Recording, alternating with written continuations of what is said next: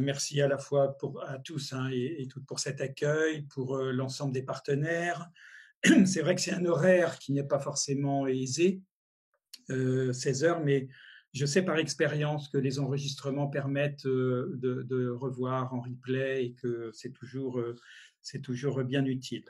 Donc la proposition que je vous fais, c'est que pendant en gros une heure, hein, à peu près une heure, d'un PowerPoint avec beaucoup d'illustrations, des vidéos, des petites séquences qui vont vous permettre de pouvoir suivre sans trop de contraintes attentionnelles. Ça va être important parce que je sais que les écrans peuvent saturer. Et puis ensuite, dans le deuxième temps, c'est-à-dire la demi-heure qui pourra suivre, nous aurons quelques échanges. A priori, on devrait se quitter vers 17h30, donc je rentre tout de suite dans le propos. Donc, enfants instables et opposants, on est d'accord, il y a eu des précautions, un petit peu de langage qui ont été données dans la présentation, parce que c'est un sujet qui peut poser problème. Vous allez le voir, je vais vous présenter l'essentiel du contexte.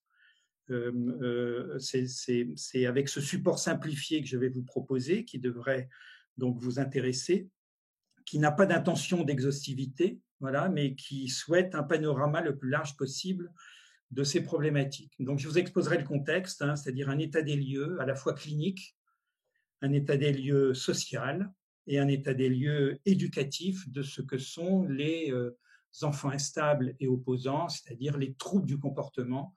On va voir ensemble les problèmes qu'ils posent. Alors, je vais essayer d'activer, parce qu'en général, quand on attend un petit peu, le PowerPoint a du mal à redémarrer, mais c'était bon. Et donc, voilà un petit peu le plan que je vais vous proposer aujourd'hui, hein, c'est-à-dire de quoi on parle, hein, position du problème et état des lieux, les facteurs endogènes et exogènes, on va tous comprendre, c'est-à-dire dans le fond, qu'est-ce qui anime chez l'enfant ces questions des troubles du comportement, qu'est-ce qui est à l'origine de ce qui émane de son fonctionnement et de son développement mental et psychique propre, et puis quels sont les facteurs exogènes, c'est-à-dire les facteurs extérieurs à l'enfant ou l'adolescent, qui sont des facteurs favorisants et autant de facteurs, on va dire, de risque pour les questions des troubles du comportement. Voilà, on posera la question des enfants agités en famille et à l'école, et ça c'est important parce que j'ai bien compris aussi dans le chat, mais je sais que vous êtes un public assez large, c'est-à-dire un public à la fois d'étudiants, un public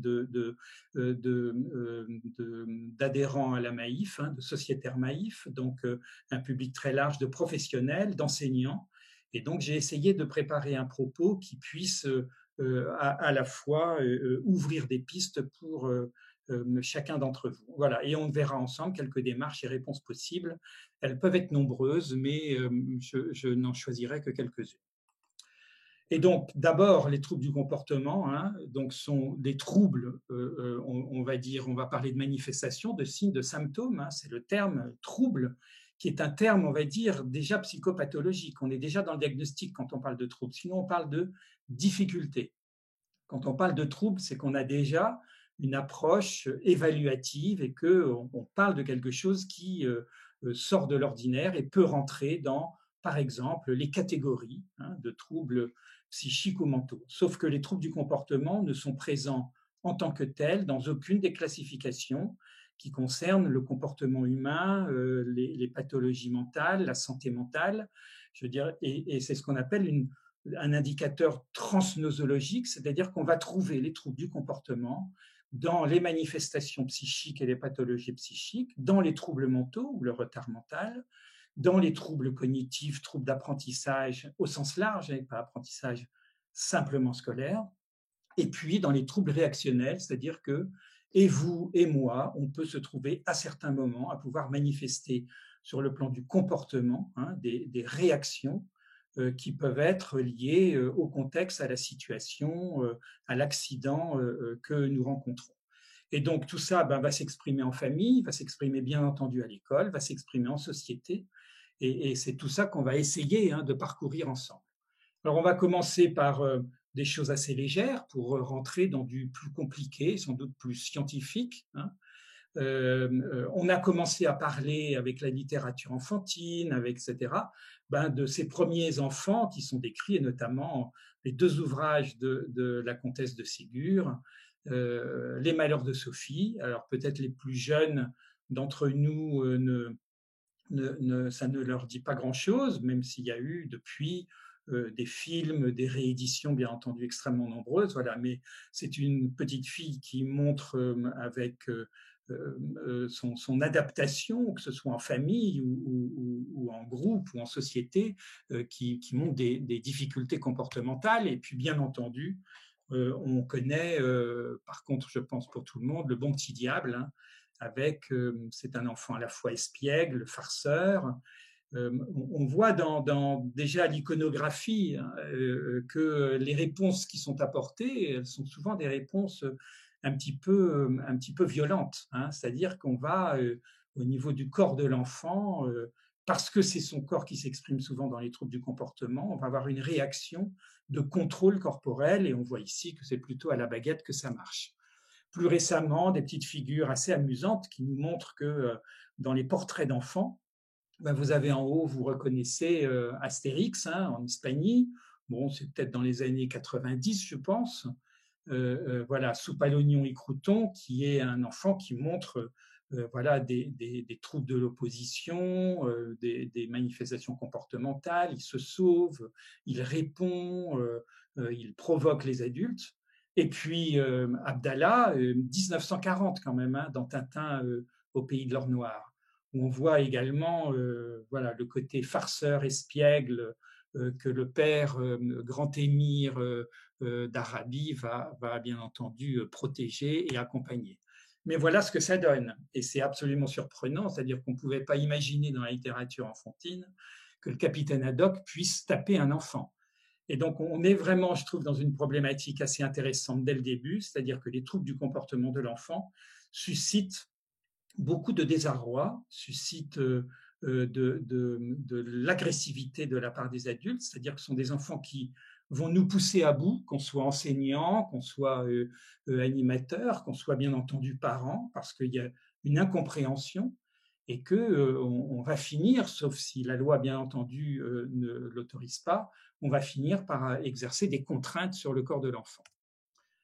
Plus récemment, et là on est dans l'actualité, les troubles du comportement, ben c'est la symptomatologie essentielle dans l'enfance. Il suffit de voir tous les scénarios qui sont proposés dans Super Nanny, essentiellement dans les années 2000 jusqu'en 2019, et aujourd'hui je crois que c'est sur une chaîne assez parallèle. Mais dans Super Nanny, vous avez 9 situations sur 10, j'ai pu en étudier quelques-unes, 9 situations sur 10 qui montrent des enfants qui ont des problèmes de comportement, et essentiellement bien entendu en famille. Et donc, ces Super Nanny hein, vont avoir des programmes d'accompagnement des parents qui sont souvent des programmes de guidance parentale. Si vous ne connaissez pas ces émissions, c'est assez intéressant de les regarder avec un petit peu de recul et d'analyse hein, pour voir que c'est assez intéressant. C'est l'intervention auprès des familles, mais il n'y a rien qui va désigner les enfants du côté de la psychopathologie et on n'intervient pas du tout, bien entendu, au niveau de l'école. Bon, voilà un petit peu un parcours, plutôt une introduction imagée, mais on va rentrer dans quelque chose d'un petit peu plus solide à propos de l'historique. Et c'est intéressant de voir que si aujourd'hui c'est un problème que rencontrent les adultes qui s'occupent des enfants ou les parents, hein, et que c'est vraiment ces troubles du comportement une interrogation très soucieuse et légitime, puisque c'est le premier motif de consultation, par exemple, dans les centres médicaux psychopédagogiques ou auprès des médecins pédiatres ou auprès des psychologues d'enfants. Je veux dire, la question du trouble du comportement s'est posée dès le départ de la scolarisation. Donc, en gros, c'est quand même essentiellement l'émergence de la scolarité obligatoire, laïque, gratuite, ces lois Jules Ferry qui vont en fait faire apparaître qu'un certain nombre d'enfants ne sont pas en mesure de pouvoir se conformer aux contraintes qui sont celles de rester assis quelques heures par jour, produire du travail, faire attention à ce qu'on leur donne, s'engager dans une tâche intellectuelle ou d'apprentissage. Et toutes ces questions vont faire émerger, donc dans le fond, l'école va faire émerger une problématique nouvelle qui jusque-là ne se posait pas au sein des familles ou au sein des quelques institutions qui n'étaient en général fréquentées que par la bourgeoisie ou l'aristocratie. Et puis il y avait bien entendu ces salles d'asile des enfants des familles nécessiteuses, mais ça c'est autre chose. Et on le voit depuis le début, 1897, grand psychiatre et pédiatre Bourneville qui a créé des classes spécifiques dans la région parisienne. On va parler de débilité mentale et d'instabilité, on va parler d'instabilité psychopathique. Et puis 1907, écoliers anormaux et instables. Donc on voit bien qu'il y a là, autour de la question de l'école, le fait que certains enfants ne peuvent pas se conformer aux contraintes qui sont celles de la majorité de leur classe d'âge. Et puis un ouvrage incontournable en 1925, rassurez-vous, on ne fera pas année par année, mais ce sont des grandes étapes, c'est L'enfant turbulent, une remarquable monographie, une étude qui va concerner chez le grand médecin, psychologue Henri Wallon, qui était par ailleurs résistant, député, et qui était à l'origine du plan Langevin-Wallon, c'est-à-dire le plan social à l'issue de la résistance, qui va créer les CMPP, les psychologues dans les écoles, etc. C'est Henri Wallon. Voilà. C'est un ouvrage absolument fondamental qui décrit très bien la problématique de l'enfant turbulent. Alors, vous voyez, on a déjà des termes, instabilité, déficit d'attention, turbulence, etc., etc. On va le voir petit à petit. Donc, on va commencer à s'interroger au fur et à mesure dans les années qui vont suivre, notamment dans l'entre-deux-guerres et puis un petit peu après. On va commencer à s'interroger sur ce qui anime ces enfants, c'est-à-dire c'est un problème dont ils sont eux-mêmes porteurs, c'est-à-dire une difficulté singulière qui les touche eux, ou est-ce que c'est le contexte? Et dans le contexte, vous imaginez les explications, les hypothèses qu'on donne, c'est-à-dire l'éducation insuffisante qui leur est donnée à la maison, l'insuffisance de culture, etc., etc. Et puis, ou la pathologie, bien entendu, individuelle, mais aussi on va s'interroger sur les facteurs qui vont faire émerger ces troubles du comportement. Et là, je vous parlais par exemple de l'école, qui est en fait une sorte d'institution qui va produire ce type de comportement de par les exigences qu'elle pose pour certains enfants. Et on va petit à petit différencier aussi, ça c'est le travail des médecins, des premiers psychologues, etc. On va commencer à différencier l'instabilité ou le trouble primaire, c'est-à-dire en gros la manifestation essentielle qui va toucher les enfants, de celle qui va accompagner d'autres problématiques, et c'est ce qu'on va appeler la comorbidité ou les troubles associés ou les troubles secondaires. C'est-à-dire qu'on sait aujourd'hui qu'il y a certaines pathologies mentales, mais même pathologies somatiques, qui vont induire un certain nombre de troubles de comportement. Si on prend les tics, par exemple, c'est assez caractéristique, donc c'est relativement secondaire. Le tic, c'est une manifestation comportementale, mais qui va être la conséquence d'un trouble neurocérébral. Et on va noter qu'en 1937, on commence on prescrit pour notamment les adolescents qui sont en surpoids, les adolescents obèses, on prescrit une amphétamine qui a un effet coupe-faim. Et cette benzédrine va montrer un effet tout à fait fortuit et un effet secondaire qui est de rendre beaucoup plus calmes les adolescents qui sont traités par la benzédrine. Et cette utilisation de la benzédrine, elle va largement se diffuser et même devenir une drogue, ou en tout cas les médicaments vont s'échanger et ça va toucher par exemple tout le domaine culturel aux États-Unis, essentiellement du côté de New York par exemple. Un petit peu plus tard, et on va voir là la divergence et on arrive dans les aspects très contemporains, vous avez le grand mouvement aux États-Unis en psychiatrie, en psychopathologie, qui va être celui d'attribuer les manifestations singulières, la symptomatologie, tout ce qui va être associé à la psychopathologie, de penser que c'est un dysfonctionnement ou plutôt un déficit lésionnel. C'est-à-dire qu'en gros, on fait l'hypothèse dès les années 40, et ça va se prolonger encore largement dans les décennies qui vont suivre, on va faire l'hypothèse que c'est un trouble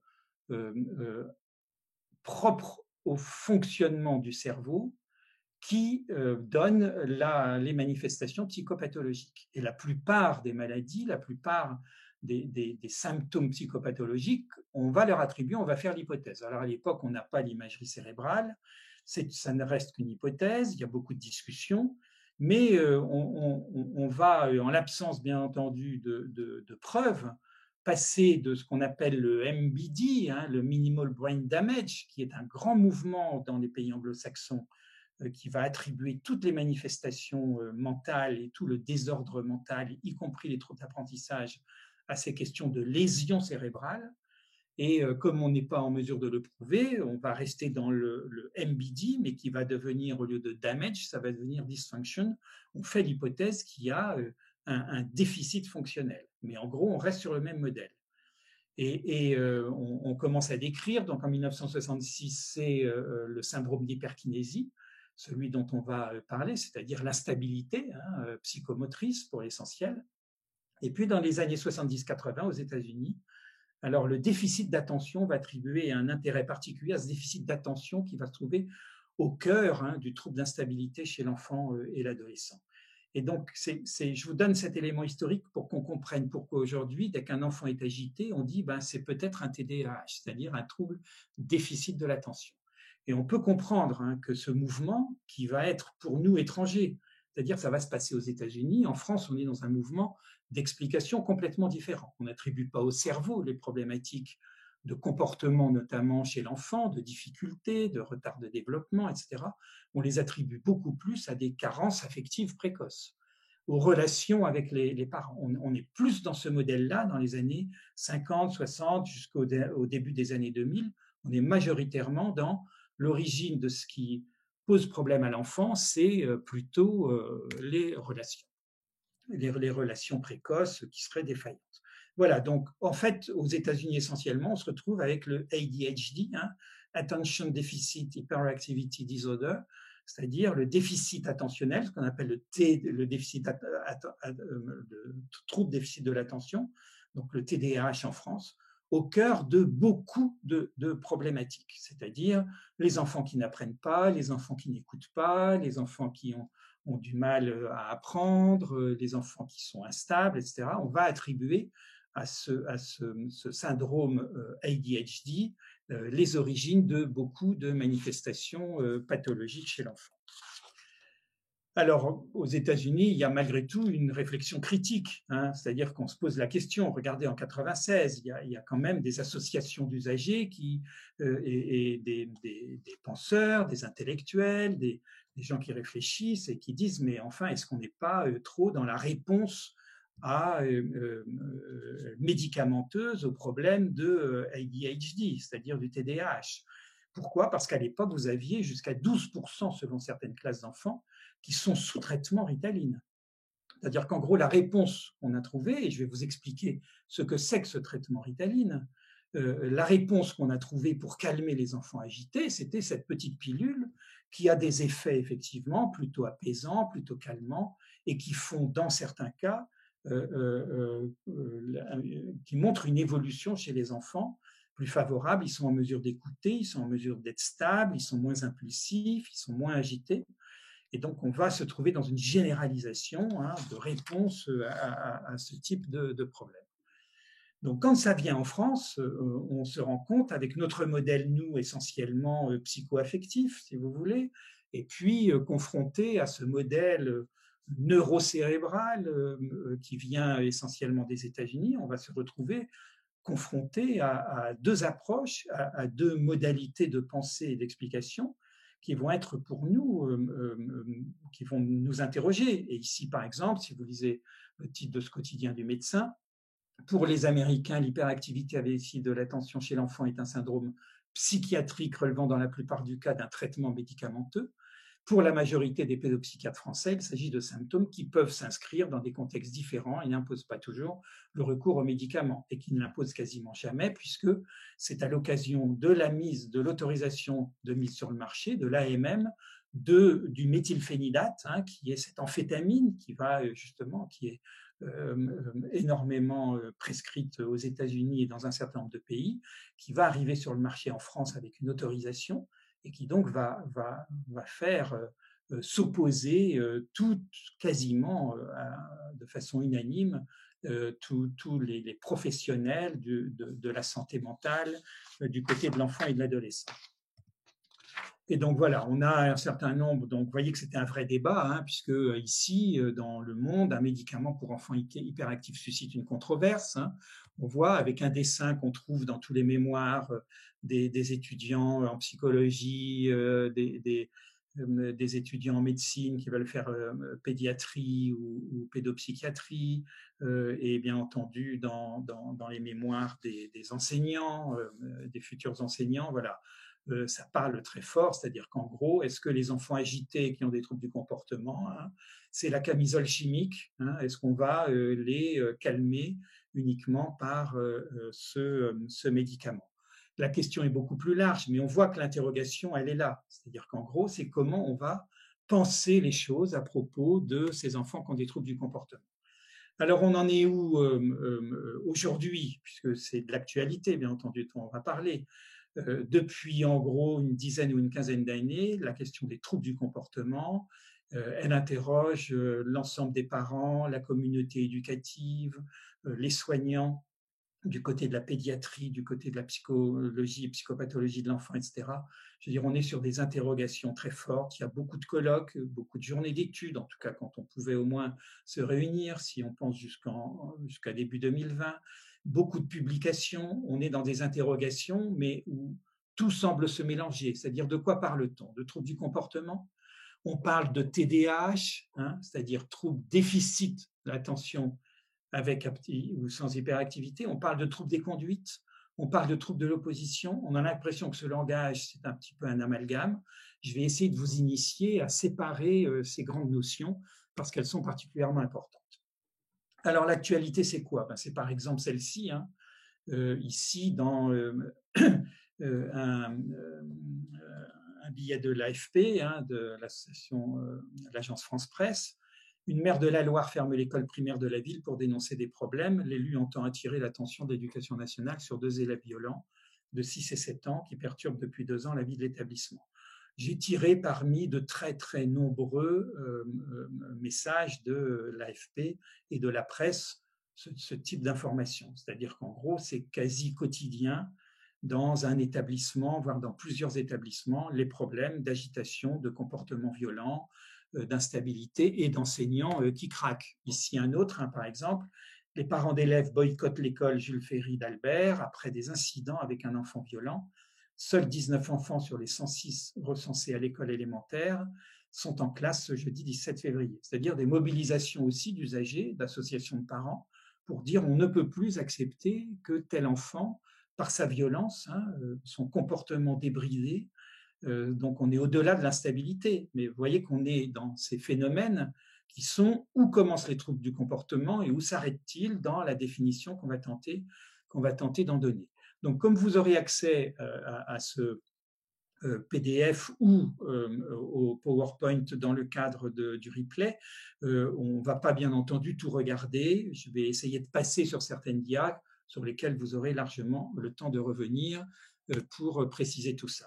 Et je vais proposer le premier extrait, qui est un petit extrait de je crois, 5 minutes ou 4 minutes, et on se retrouve tout de suite après. Janvier 2009, à Paris.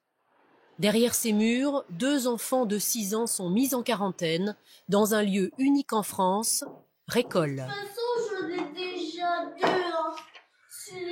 Élèves de CP, Amadi et Ethan Paul ont été exclus de leur école. Motif, comportement violent et ingérable.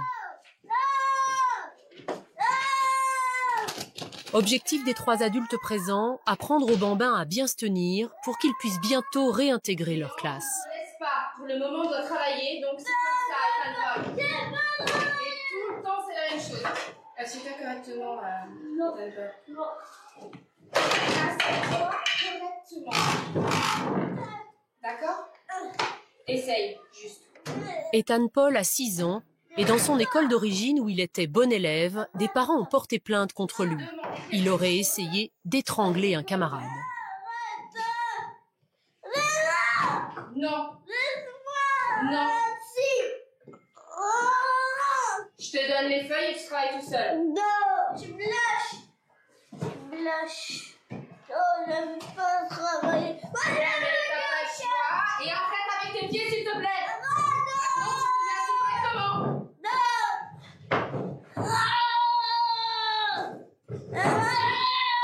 Je veux mon cartable. Je veux mon cartable.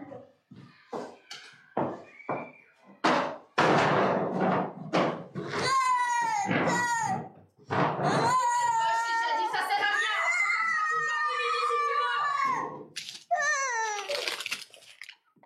Arrête. Non, tu laisses. Tu me parles autrement. La crise va durer 20 minutes, une véritable guerre des nerfs pour l'enfant et aussi pour Christelle, qui n'a reçu aucune formation pour faire face à une telle situation. De toute façon, tu resteras là tant que tu n'as pas fait ton travail. Oh, C'est tout ce que tu feras de toute l'après-midi.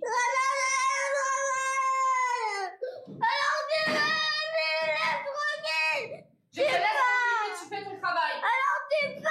Arrête avec tes pieds. Alors mets-toi au travail. Alors mets-toi au travail. Ton cinéma, ça sert à rien, Ethan Paul.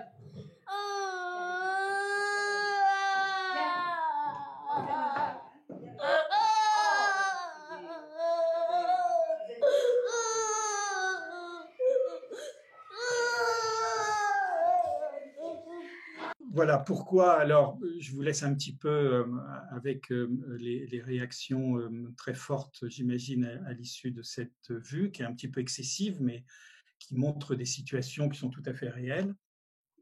Alors pourquoi et comment évaluer le comportement, qu'on soit parent ou professionnel, on va essayer de comprendre ce qui se passe, notamment si on pense à ce garçon. Hein, le comportement, c'est le révélateur de la santé mentale et de l'enfant dans son contexte état interne et état externe. Et donc, la première chose qu'on va faire, c'est d'abord, bien entendu, d'évaluer, hein, c'est-à-dire de voir ce qu'il en est de l'ensemble des expressions.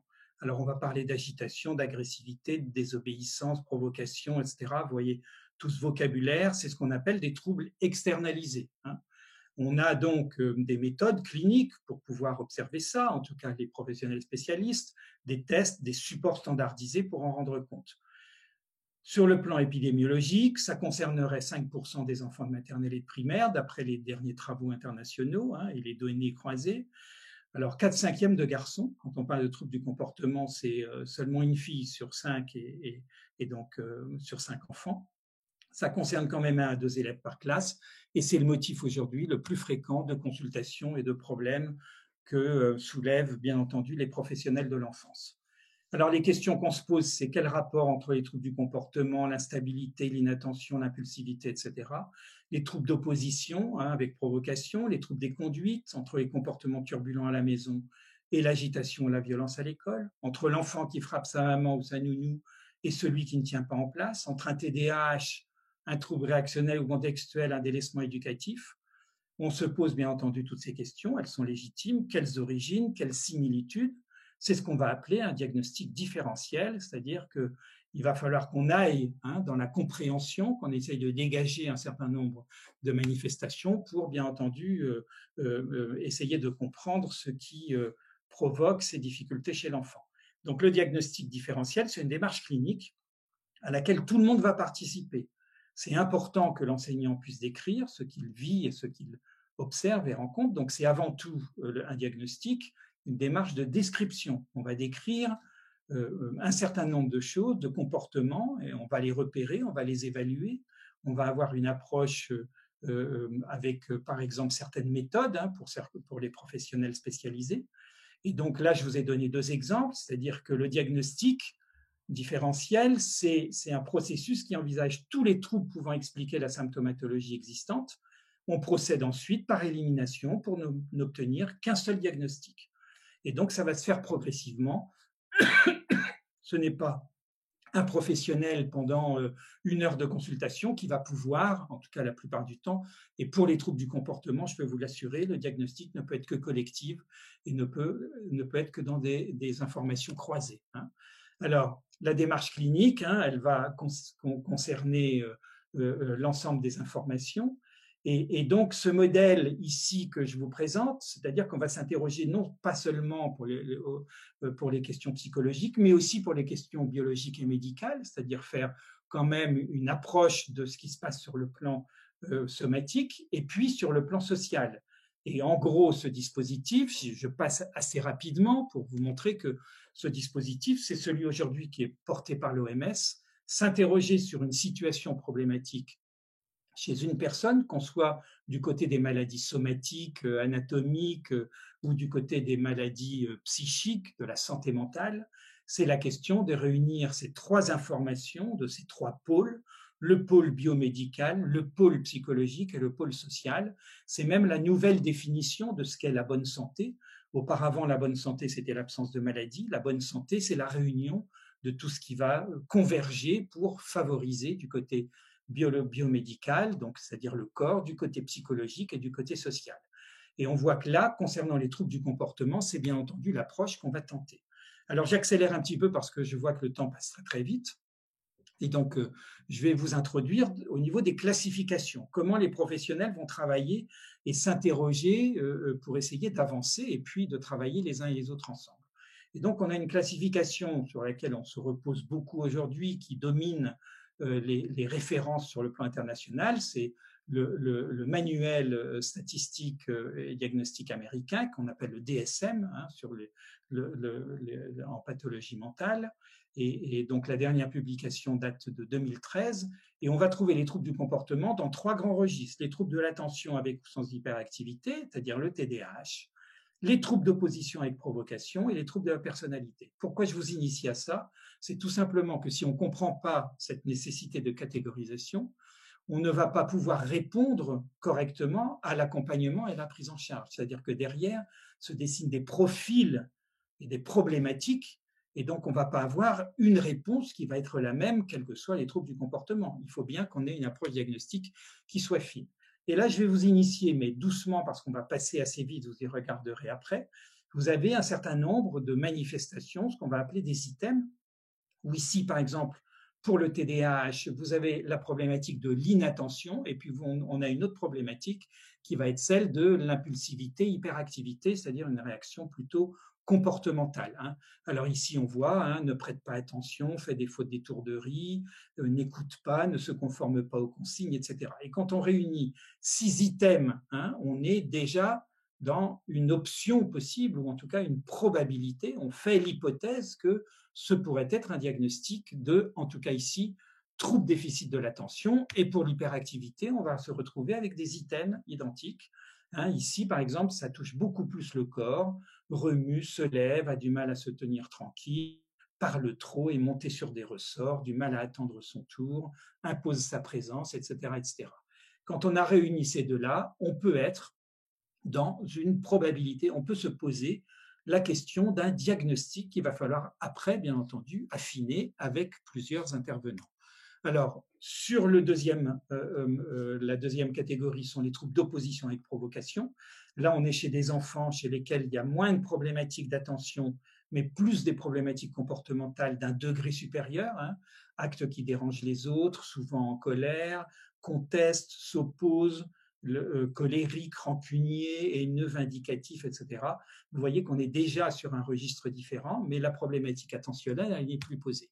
Et puis ici, le trouble de la personnalité antisociale, c'est ce qu'on va appeler les troubles des conduites, c'est-à-dire on va être à un niveau de transgression des lois sociales, de la dimension délinquante, etc., etc.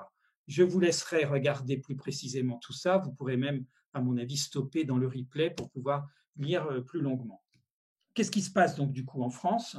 On a un rapport de l'INSERM sur le trouble des conduites, l'INSERM qui est un organisme de recherche complètement indépendant, même s'il est financé par des pouvoirs publics, qui va produire une expertise et un rapport d'expertise collective en 2005 qui va susciter une montée au créneau de la part de la communauté essentiellement pédopsychiatrique, psychologique, éducative, etc., puisque ce rapport préconise de repérer très tôt les perturbations du comportement. Et peut-être que les moins jeunes d'entre nous se souviennent de cette époque, hein, ça remonte à 15 ans, il n'y a pas très loin, et qui a créé ce grand mouvement Pas de zéro de conduite, puisque il y avait, vous le voyez là, si je reviens en arrière dans ce dessin, vous avez le policier, le médecin et l'enseignant, hein, qui sont là à observer l'enfant dans une perspective de contrôle social, bien entendu. Et donc, dans notre tradition, on va dire humaniste en France, enfin en tout cas, il y a une opposition très grande et assez radicale qui va aller jusqu'à des petits dessins comme ici où on parle de sarcothèse puisque Sarkozy était le ministre de l'Intérieur à l'époque et a prononcé à l'Assemblée nationale un discours qui utilisait les travaux de l'INSERM pour dire qu'il fallait contrôler beaucoup plus tôt et dans la petite enfance les dérives comportementales. Et ici, on voit par exemple la voiture et le bidon d'essence, voilà. Et en fonction de ce que va choisir l'enfant, on pourrait déterminer. Donc, vous voyez que c'est très sarcastique, bien entendu, et c'est un humour. Mais voilà l'intention qu'on avait à l'époque, en tout cas comment on recevait. Alors qu'à l'origine, je veux dire, dans les autres pays, et notamment un certain nombre de travaux comme ceux de Richard Tremblay qui montrent que les travaux longitudinaux montrent que si on aide les enfants qui déjà, dès la crèche et à l'école maternelle, montrent des troubles du comportement qui ne vont pas céder, c'est-à-dire qu'à 2 ans, l'agressivité est tout à fait naturelle, elle est même à son apogée, les enfants peuvent se griffer, se mordre, se taper, etc. Voilà. Mais que petit à petit, ces comportements vont décliner, ils vont s'affaiblir, alors que chez certains enfants, ils ne vont pas s'affaiblir. Et que ce sont ces enfants-là qu'on pourrait accompagner par des programmes et qui permettraient effectivement, parce que les études longitudinales, en tout cas celle de Richard Tremblay, qui est un psychologue universitaire de l'Université du Québec à Montréal, montrent, c'est-à-dire que si on les accompagne, il y a moins de risques de dérive, de troubles du comportement qui deviennent des troubles des conduites, c'est-à-dire des comportements délinquants et violents, et si on les accompagne par des signes qui sont montrés dès la petite enfance. Mais on comprend bien que le mouvement est très fort, qu'en France, par exemple, hein, les enfants turbulents relèvent-ils de la médecine, hein, faut-il les soigner dès le plus jeune âge, hein, et ici, par exemple, ce document recommandait des thérapies et des médicaments dès les enfants jeunes, c'est-à-dire dès 2 ans et demi, 3 ans, observés à l'école maternelle. Alors, on est bien dans ces interrogations en France. Qu'est-ce qu'on fait avec la question des troubles du comportement ? Est-ce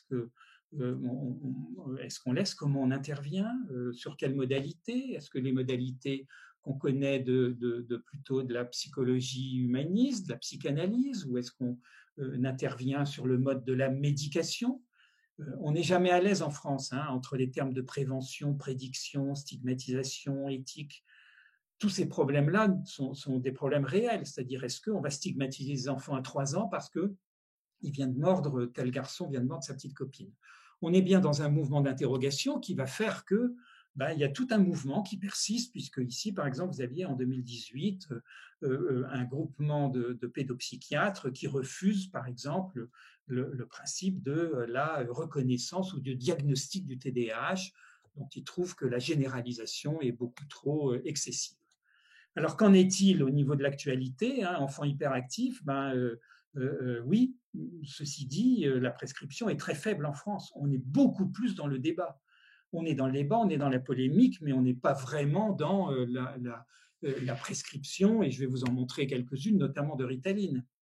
Ici, par exemple, hein, vous le trouvez sur le site de la Haute Autorité de Santé, il y a un doublement des prescriptions en France, mais regardez, hein, en France, on prescrit par rapport aux enfants avec normalement un diagnostic de TDAH, donc ce ne sont pas tous les troubles du comportement, on est bien d'accord, 7 à 48 fois moins que dans les autres pays, c'est-à-dire c'est énorme, et que le pays qui prescrit 48 fois plus que la France, c'est-à-dire que quand il y a un enfant sur Ritaline ou Concerta ou Medikinet ou Quasim, qui sont les 4 médicaments commercialisés du méthylphénidate, il y en a 48 fois plus dans ce pays-là. Ce pays-là, c'est l'Islande, c'est un pays européen.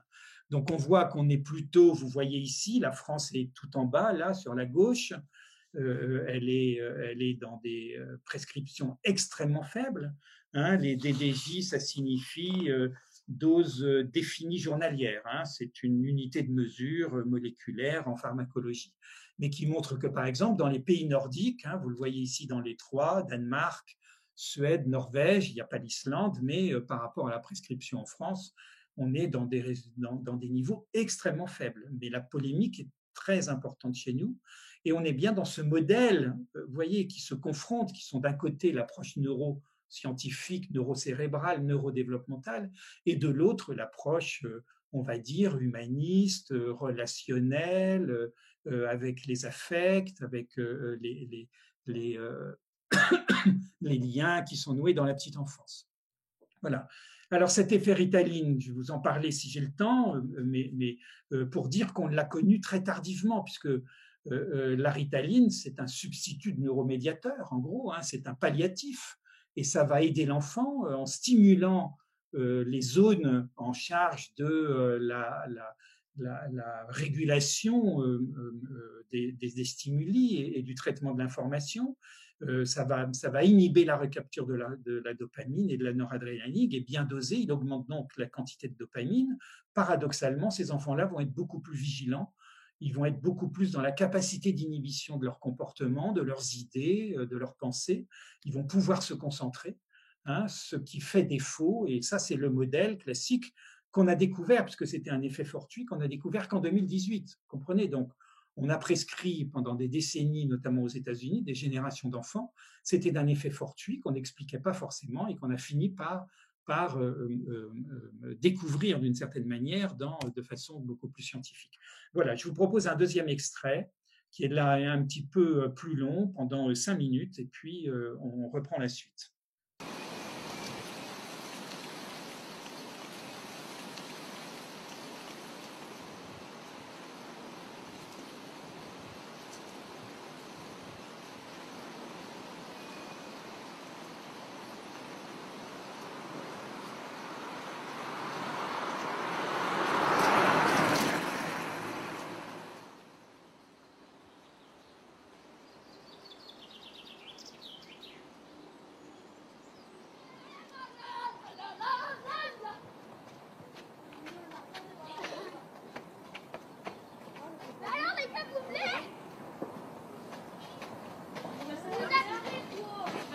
Et t'as fait quoi juste avant? Il fait un doigt d'honneur. Alors tu fais un doigt d'honneur, tu pousses, et alors tu te demandes pourquoi Raphaël tu bouscules, mais tu rigoles ou quoi? Non mais t'es juste avec prendre mon doigt et puis après il fait pouf comme ça. Et t'as fait quoi en sortant de la classe? Pas rien. Non, t'as rien fait. Bah en fait au début il prend mon manteau et après il fait pouf. Juste avant, t'as fait quoi? Il prend mon manteau et puis après il fait pouf. En sortant de la classe, qu'est-ce que tu as fait? Bah j'ai pris mon manteau. Non, avant ça. Bah j'ai pris mon manteau. Avant de sortir de la classe, le J'ai manteau pris c'est dans mon le manteau couloir. là. Bah oui bah. Voilà. J'ai déjà j'ai mon manteau et puis après il fait boum. Quand je t'ai repris en sortant de la classe. Lui fait un doigt d'honneur. Ça c'est après. Bah oui. Détends-toi et rappelle-toi ce que tu as fait. Comme ça. T'es sorti en dansant, en bousculant les autres. Non. J'ai pas bousculé. Tu vois, c'est ça le problème, je pense. C'était excité à 200 là, depuis ce matin. Tu fais le foufou, tu fais des doigts d'honneur, tu chantes, Ah tu non, bah danses, c'est lui. tu bouscules les autres, Ah et non. t'arrives pas à comprendre qu'au bout d'un moment, ça énerve les autres. Et tu sais bien Ah que- non, mais c'est lui. Bah oui, C'est lui qui paye que c'est mort. Bien sûr, oui, bien sûr. Ah ouais. Je te parle pas. Moi je m'en fous. Il reste les deux. Mais ah non. T'es assis, tu restes assis. Ah non. Tu restes assis. Bah non. Je vais Bah m'en fous. Et si je peux manger maintenant, je m'en sors pas, bah non. non. Il est juste très insolent, très insultant, très désagréable. Donc on commence l'année comme ça, non? Il est pas sourd, mais il est un Hein? Tu vas commencer l'année comme ça? Ça s'est pas bien passé les vacances, je parie. C'était compliqué. Peux-tu en parler, toi? Est-ce que tu es prêt à en parler? Non. Non? Tu préfères ressasser ça comme ça tout seul? Hein? T'étais chez qui? Chez papa ou chez maman?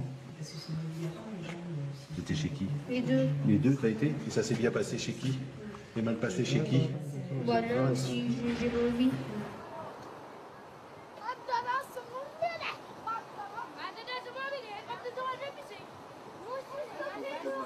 Que tu sois en colère, tu as tout à fait le droit d'être en colère. Je veux dire, tout le monde est en colère, moi je peux être en colère, c'est humain d'être en colère. Bon, en même temps, le gars, il a pas qu'à rentrer dans ma chambre, prendre mon hélico, balancer la télécommande pareil, il a pas le... Et puis après, bah, moi j'ai fait juste ça dans l'épaule, puis ça y est, qu'il vient, il me faut une poitate, bah. Il a pas à toucher à tes affaires, et puis vous n'avez pas à vous battre. Parce que ça, c'est pas la solution non plus. Et moi, ce qui me met en colère après, c'est que moi j'interviens pour justement que vous fassiez pas mal en vous tempant dessus. Et qu'est-ce que j'ai comme réponse de M. Dylan? Ta gueule, pauvre con, tout ça, etc. Mais il faut qu'on puisse t'aider, nous. Ouais. Et si en retour, c'est insulte, tout ça, là, ça coupe, on peut pas faire grand-chose. Gros mot à gogo. Hein? Gros mot à gogo. Gros mots à gogo, voilà. Alors tu vas mettre une boîte avec tes gros mots à gogo, tu vois, puis tu vas les mettre dedans. Et puis tu fermes bien pour pouvoir les sortir quand t'es énervé. Tu vois, faut qu'on trouve une solution. Hein, qu'est-ce que t'en penses? Ouais. Bah ouais. Les têtes des aubris, c'est pour aider les enfants qui n'arrivent pas à travailler, qui ont fait des bêtises à l'école. Donc les parents les amènent là. Et puis après,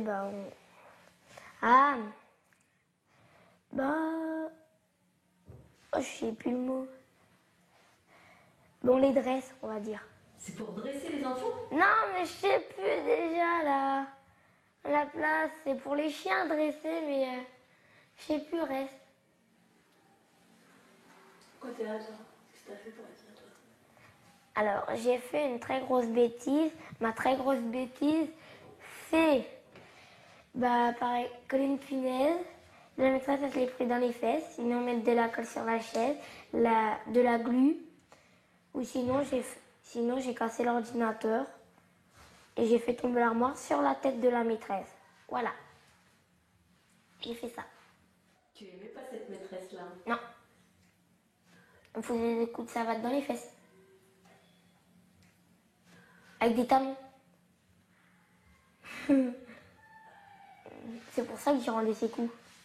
Voilà, donc pour dire qu'il y a le modèle de l'attention. L'attention, c'est une fonction cognitive majeure. Hein. Elle va nous servir à intégrer, analyser, filtrer et inhiber tous les stimuli qu'on reçoit en permanence.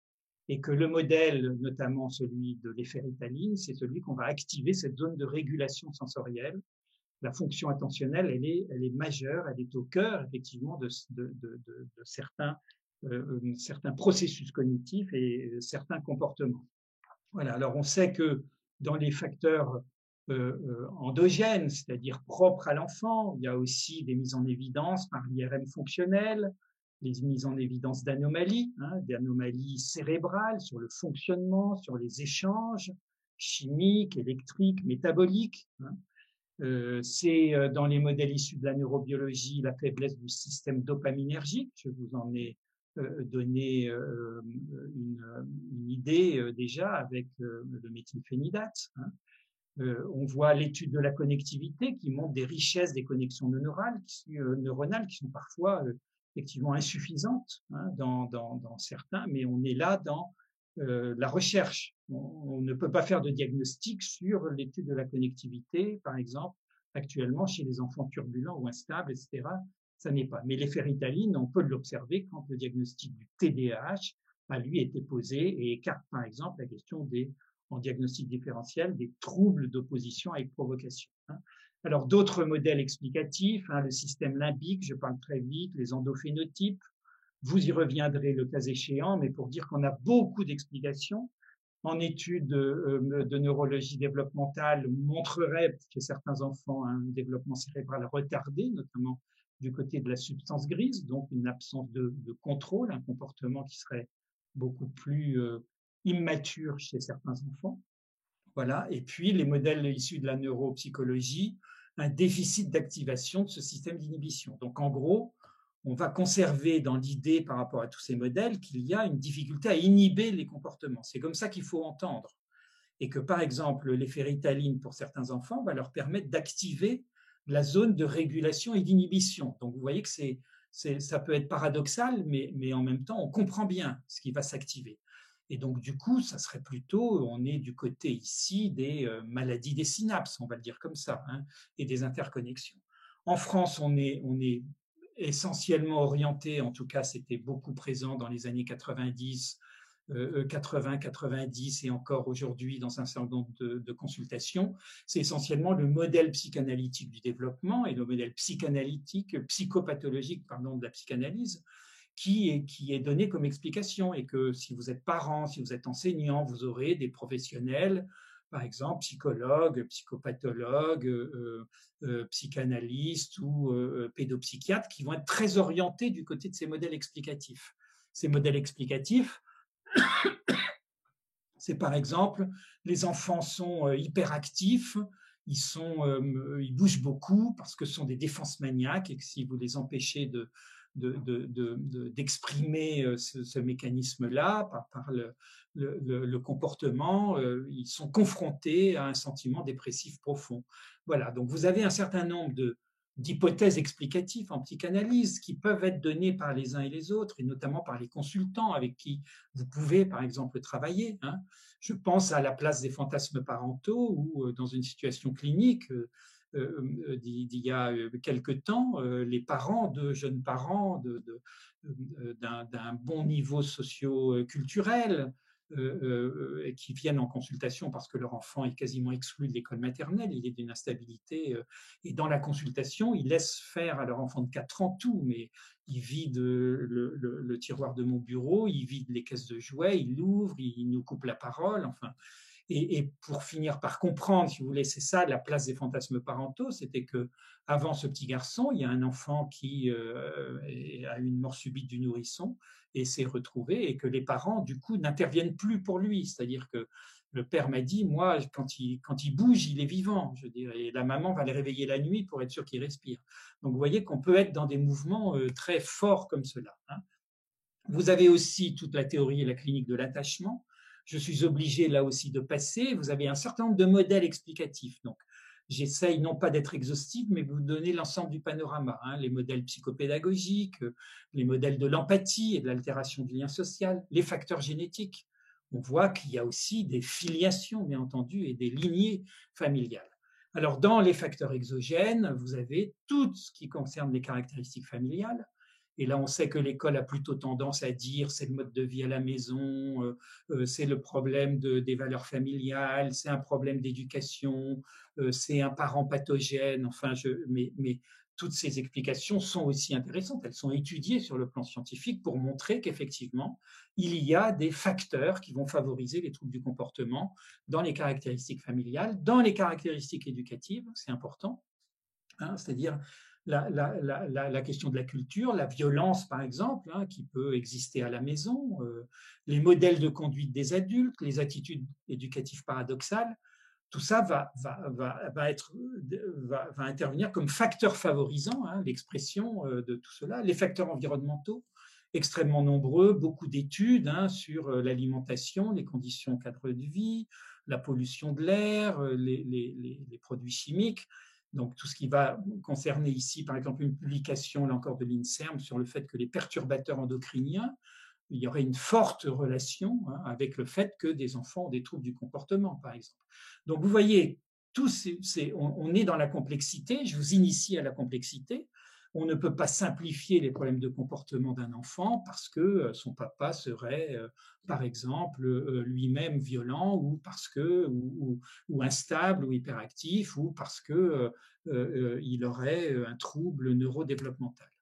Voilà. Donc les facteurs sociaux et culturels aussi. Hein, nous sommes dans une société qui favorise beaucoup l'expression comportementale, la désinhibition qui devient un phénomène culturel, l'excitation liée aux écrans, les sports extrêmes, etc.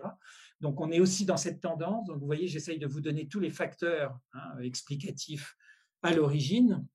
Voilà, le relativisme socio-culturel Qu'est-ce qu'un trouble du comportement dans une école japonaise, par exemple, hein, ou dans la culture japonaise, ou dans telle autre culture, on voit, et parfois dans un même pays, on a des approches et des climats d'établissement qui peuvent être complètement différents de l'un à l'autre. Ce qui va être toléré comme un comportement habituel ou rentrant dans les variantes de la normale, va être un comportement déviant et un trouble du comportement dans telle autre ou auprès de telle autre équipe.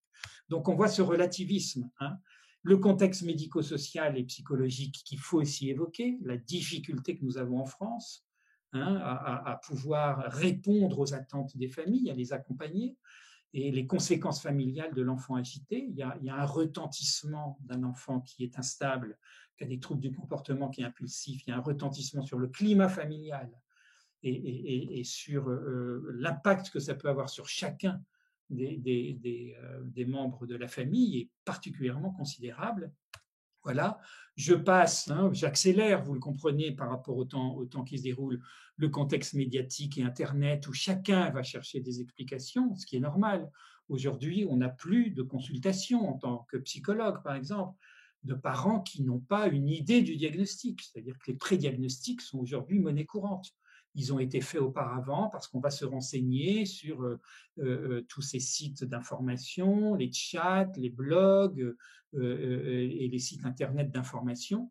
Donc, on arrive dans une situation de grande confusion, hein. À la fois, ça permet le partage d'informations, mais dans le même temps, c'est extrêmement compliqué parce que vous arrivez à avoir des informations contradictoires qui ne peuvent absolument pas cohabiter, qui s'excluent les unes des autres. Et ce contexte médiatique aujourd'hui, par rapport aux troubles du comportement, il est particulièrement important. Donc, beaucoup de publications, hein. On en a ici par des experts comme Maurice Berger, pédopsychiatre à Saint-Étienne, voilà, ou ici les collègues belges ou les collègues québécois qui publient beaucoup, avec parfois des modes, mais qui sont très intéressantes. Je pense que tout le monde ici qui m'écoutait, vous avez entendu ou vu Calme et attentif, qui a été un succès dans toutes les écoles maternelles et les crèches, hein, qui est un programme basé sur mindfulness, c'est-à-dire de relaxation, et qu'on va pouvoir faire avec des enfants en groupe. Et je pense qu'il n'y a pas une enseignante, par exemple, de maternelle ou une éducatrice de jeunes enfants qui ne connaissent ce programme qui a été beaucoup diffusé. Alors, qu'est-ce qu'on fait? Vous voyez, il me reste 10 minutes pour essayer de voir qu'est-ce qu'on va faire de tout ça ensemble.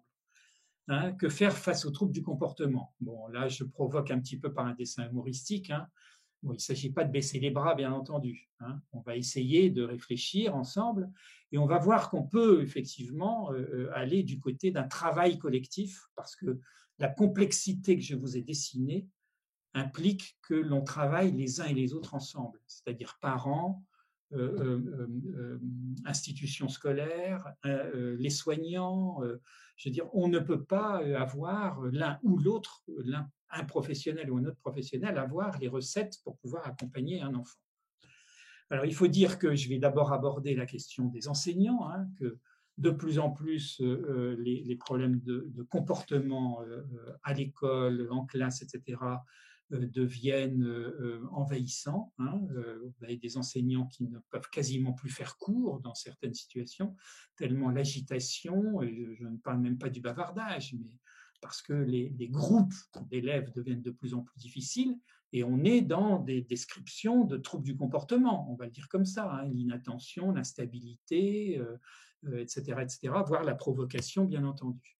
Donc, c'est la question de l'autorité éducative, c'est la question de la fatigue, bien entendu. Ce métier a beaucoup changé et que la question des troubles du comportement, elle est au cœur des problématiques des enseignants aujourd'hui. C'est dans les sondages qui sont faits, et ça a été publié par un syndicat il y a 2 ans, au cours d'une université d'été, le premier problème que rencontrent les enseignants aujourd'hui, celui auquel ils sont confrontés, qu'ils n'arrivent pas à résoudre, c'est de tenir la classe, de faire en sorte que les élèves, quel que soit leur niveau d'âge, soient attentifs, soient concentrés, hein, n'aient pas de comportement perturbé. Et ça peut aller dans certains établissements jusqu'à des impossibilités à faire classe, bien entendu. Donc, il y a des expérimentations, il y a des équipes qui font beaucoup de choses, il y a des demandes de formation croissantes du côté du monde enseignant, et l'introduction de la personne de la faculté d'éducation l'a mentionné. Il faut pouvoir aujourd'hui penser les choses, et le ministère commence à en prendre conscience. Donc, je voudrais dire là les publications qui ont été éditées par le ministère à l'attention des équipes d'enseignants. Vous avez des guides d'accompagnement, vous avez des guides pratiques. C'est de plus en plus organisé. Bon, le problème, c'est qu'il n'y a pas forcément de formateurs qui les accompagnent. Voilà. Mais il y a aussi des dispositifs qui sont des outils institutionnels. Le PAI, le PPRE, le PAP, le PPS et le PPS, qui est un droit spécial et opposable, puisqu'on rentre là dans la reconnaissance de situations de handicap. Ça veut dire que des compensations vont pouvoir être apportées là où vit l'enfant, et notamment en classe, avec par exemple des dispositifs, des programmes, des personnes auprès de l'enfant comme AVS, etc. Donc, il y a des dispositifs, il y a des outils. La question, c'est leur mise en place. Et ici, par exemple, en 2019, comme quoi le ministère prend de plus en plus conscience de cette question du comportement des élèves en classe et dans les moments intermédiaires, puisqu'ils ont même créé le PAR en août 2019 au ministère, protocole d'accompagnement et de responsabilisation des parents pour la prise en charge des élèves hautement perturbateurs, c'est-à-dire pouvoir travailler avec les familles par rapport à ces élèves, et là on pense bien entendu plutôt au niveau du collège pour les plus violents. Donc, beaucoup de modèles, beaucoup de méthodes, des ouvrages, des formateurs, mais qui ne sont pas forcément inclus dans des programmes structurés. Et la question, c'est aujourd'hui de répondre à ces attentes. Et notamment, il y a ce qu'on appelle le Bissonnette, du nom d'un des auteurs majeurs au Québec, où ils sont très avancés dans l'ensemble de ces questions-là. C'est l'enseignement explicite des comportements pour une gestion efficace des élèves en classe et dans l'école, et que c'est particulièrement intéressant. Et donc, je vais vous présenter d'autres un petit peu programmes. Alors, à la maison, la première étape, c'est l'évaluation multidimensionnelle. Mais c'est aussi valable pour l'école. Je veux dire, on n'intervient pas si on ne comprend pas ce qui se passe, si on n'a pas fait l'évaluation de l'ensemble des domaines biologique, c'est-à-dire médical, psychologique et social. Le modèle BPS, bio-psychosocial, c'est particulièrement important. Sinon, on intervient complètement à côté. On va intervenir sur un facteur, et si on néglige l'autre à côté, ça veut dire qu'on travaille un peu dans le vide. D'où ce découragement, bien entendu. Donc, ce qui est nécessaire, c'est d'en parler, de consulter, d'échanger et de partager. Et on n'a pas honte parce qu'on est parent d'un enfant turbulent. Je veux dire, il ne s'agit pas de se culpabiliser, il s'agit de travailler ensemble et surtout rapidement, de pouvoir échanger de tout ça. Voilà. Donc, pour les parents, les familles, il y a un premier niveau, c'est celui d'abord de l'école, mais aussi du médecin traitant, ça peut être du médecin de l'éducation nationale, vous avez des consultations. N'hésitez pas, on arrive souvent trop tard, c'est parfois déjà, les incidents sont nombreux, ils se sont multipliés. Voilà, il faut pouvoir consulter à ce premier niveau 1 d'un professionnel de santé. C'est parfois une orthophoniste qui peut avoir beaucoup de connaissances sur ces questions-là et qui peut bien orienter. Le niveau 2, il est réservé quand on a d'abord passé cette étape du niveau 1. Ça veut dire qu'on est consulté un professionnel de santé, un psychologue, un centre, etc. Voilà, ça c'est particulièrement important de pouvoir réunir la plupart de ces informations et, comme je vous le disais, travailler ensemble. Le niveau 2, c'est déjà un niveau d'expertise, on est d'accord. Il y a même, on est en train de définir des niveaux 3, qui sont des niveaux comme les CHU, comme les centres de référence, etc. etc. Voilà. La deuxième étape, c'est bien entendu la réponse éducative. Et la réponse, une des réponses qui marche, sans penser au traitement d'emblée de l'enfant et aux prises en charge de l'enfant, ce sont les groupes d'habileté parentale. Et que ça, c'est particulièrement important. Dans l'ensemble des publications qui sont données, qui sont éditées et accessibles, montrent que ça diminue l'intensité des comportements inadaptés en famille et surtout, ça rétablit des relations plus sereines au quotidien entre l'enfant et ses parents.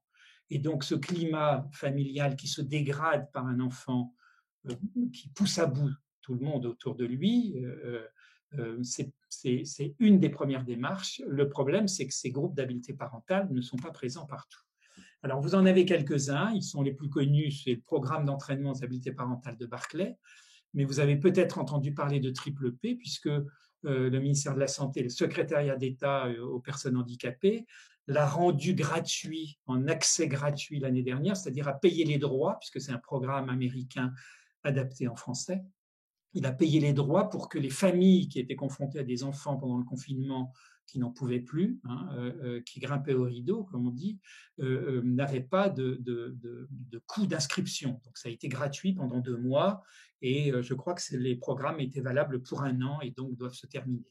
Puis vous avez aussi Incredible Girls, donc beaucoup de programmes structurés. Donc ces programmes d'entraînement aux habiletés parentales sont des programmes structurés, évalués. C'est des programmes qui ont montré, sur lesquels il y a eu des études sur les effets par rapport aux enfants qui ont des troubles du comportement, avec des objectifs de séance précis, des retours de tâches. Et là, je peux vous présenter en 2 minutes le programme d'entraînement aux habiletés parentales de Barclay, qui est vraiment absolument structuré, qui a montré son efficacité dans les troubles du comportement et notamment le TDAH. Donc, le principe, c'est de remplacer peu à peu les habitudes éducatives classiques parce que ces enfants-là ne sont pas réceptifs à l'éducation habituelle. C'est en ça qu'il faut déculpabiliser les parents. Je veux dire, c'est des enfants qui, je veux dire, dans une fratrie de 4, il y en a un ou une qui va avoir des difficultés d'adaptation, de comportement, qui ne va pas inhiber et avoir des attitudes qui vont être suffisamment acceptables. Et donc, la question, c'est vraiment d'en parler. Et puis, si on n'a pas les habiletés éducatives pour répondre à ces besoins spécifiques, eh ben, on a ces possibilités de formation. Donc, on va travailler sur l'estime de soi, sur les relations parents-enfants, sur le fonctionnement global de l'enfant, etc., son devenir. Voilà. Donc, je vous laisserai un petit peu voir ça. Ce sont des programmes très structurés. Alors, vous avez la chance, d'une certaine manière, à Montpellier ou dans sa région, mais à Montpellier, je crois que le CHU s'est sectorisé, d'avoir une des pédopsychiatres les plus compétentes dans le domaine de ces groupes d'habileté parentale, sur les groupes Barclay, voilà, qui s'appelle Nathalie Franc et qui travaille au CHU. La dernière dia vous donnera ses coordonnées. Donc, on voit que c'est absolument bien pensé, c'est vraiment extrêmement intéressant. Ça peut durer entre 3 et 6 mois avec des rencontres, mais qui, par exemple, permettent d'avoir une animatrice qui va accueillir les enfants pendant que les parents sont en situation de accompagner ce groupe. Voilà. Et puis, bien entendu, c'est la question aussi de l'école. Et ça va être absolument considérable, la prise en compte de ce qui se passe à l'école. Alors, on arrive vers la fin, là, on s'achemine vers la fin. J'avais prévu donc 17h20, c'est très bien. Comment penser un petit peu tout ça? Si on pense ce modèle de l'OMS, que l'OMS aujourd'hui porte, le modèle BPS, biopsychosocial, si on pense aux troubles du comportement et par exemple au diagnostic différentiel avec le TDAH, on va intervenir sur les 3 sphères. On va intervenir sur la sphère biomédicale, sur le domaine biomédical, on va intervenir sur le domaine social et on va intervenir sur le domaine psychologique. Par exemple, sur le domaine biomédical, c'est le traitement si c'est approprié, avec le méthylphénidate. Mais bien entendu, il y aura eu d'abord, souvent, une remédiation cognitive ou une prise en charge thérapeutique, ça c'est la dimension psychologique. Et puis dans la dimension du social, par exemple, un groupe d'habiletés éducatives et sociales, qu'elles concernent l'enfant ou qu'elles concernent les parents. Et donc on voit, quand on va travailler sur ces 3 dimensions, on va être dans des démarches et d'accompagnement qui vont être beaucoup plus gratifiantes pour tout le monde plutôt que des approches qui vont être partielles et absolument insatisfaisantes. Voilà, donc là, je suis désolé, sauf si les animatrices nous en donnent le temps, c'est une petite... on va peut-être demander à Dominique de le préparer, ça dure 1 minute 20. Je vous en parlerai après pour terminer, puis on va demander l'autorisation à nos 2 animatrices de le passer. Donc vers une conclusion, la diversité des facteurs en cause, on est face à quelque chose de très complexe, des troubles réactionnels ou des troubles comportementaux ou des troubles développementaux, des troubles structurels ou neurocérébraux, etc. Beaucoup de comorbidités et d'associations de troubles, souvent, des facteurs familiaux, culturels, socio-éducatifs. Ben oui, la situation est complexe, il ne s'agit pas de la réduire ou d'aller vers de la simplification qui n'aurait pas de sens. Hein. Donc il faut reconnaître ce trouble, en accepter la complexité, bien évaluer l'ensemble de ces aspects et considérer la multiplicité des facteurs et des causes. Il n'y en a pas un à l'origine, c'est souvent le croisement et l'addition de plusieurs. Avec quelques fondamentaux, une absence de jugement ou d'a priori sur les causes ou les origines des comportements difficiles, un questionnement, une réflexion et une évaluation en partenariat avec l'ensemble des professionnels, incontournable. On travaille ensemble, c'est la famille, c'est le secteur éducatif, c'est le soin et c'est le social. La collaboration étroite entre tous, ça c'est fondamental, hein, c'est ça qui marche. Si on ne le travaille pas de cette façon-là et qu'on ne se donne pas les moyens, on a toute chance d'avoir un enfant ou un adolescent qui va continuer à avoir des troubles du comportement et qui vont peut-être de plus en plus s'amplifier. Et puis dans les situations difficiles, on le sait, la reconnaissance de situations de handicap avec un PPS qui va permettre d'avoir des moyens de compensation, qui soient financiers, humains ou matériels, qui permettent d'accompagner dans ce cas-là. Voilà. Donc maintenant, ben écoutez, place à vos questions, vos commentaires, vos réflexions, sauf si nos animatrices nous autorisent à voir pendant 1 minute 20 ce petit film. Et puis, j'affiche simplement deux informations concernant à la fois votre région et puis sur le plan national, parce que vous n'avez pas vraiment d'association sur les troubles du comportement. Et donc, c'est ça qui pose problème. C'est donc un clip qui a été diffusé il y a 2 ou 3 ans sur les grandes chaînes du Québec. Vous allez le voir, donc c'est en français. Pour sensibiliser les familles, les enseignants aux problématiques de comportement. Et vous allez voir déjà comment ce modèle biopsychosocial, il est intégré dans le sens que va donner et la signification que la vidéo va donner. Et donc, c'est un clip qui a été diffusé à des moments de grande écoute, avant des journaux télévisés, qui a été envoyé aux associations de parents, aux enseignants, etc. Ça vous donnera une idée un petit peu de cette approche vers laquelle j'ai tenté de nous emmener à l'instant. Voilà. L'hyperactivité peut être un véritable obstacle à la socialisation, à l'apprentissage et au bien-être d'un enfant. Surtout lorsqu'il est constamment puni et isolé des autres à cause de ses difficultés. Certains médicaments peuvent jouer un rôle important pour réduire ces difficultés, pour améliorer le contrôle de son impulsivité, sa capacité de concentration, ou réduire son agitation par exemple. La prise de médicaments doit toutefois être suivie de près, afin de dépister les effets secondaires et afin d'être réajustée aux besoins. Ces effets sont aussi temporaires. La médication doit être accompagnée d'interventions éducatives pour soutenir les progrès de l'enfant et développer ses habiletés. Surtout dans le cas où s'ajoutent des troubles d'apprentissage. Les parents devraient alors consulter un professionnel.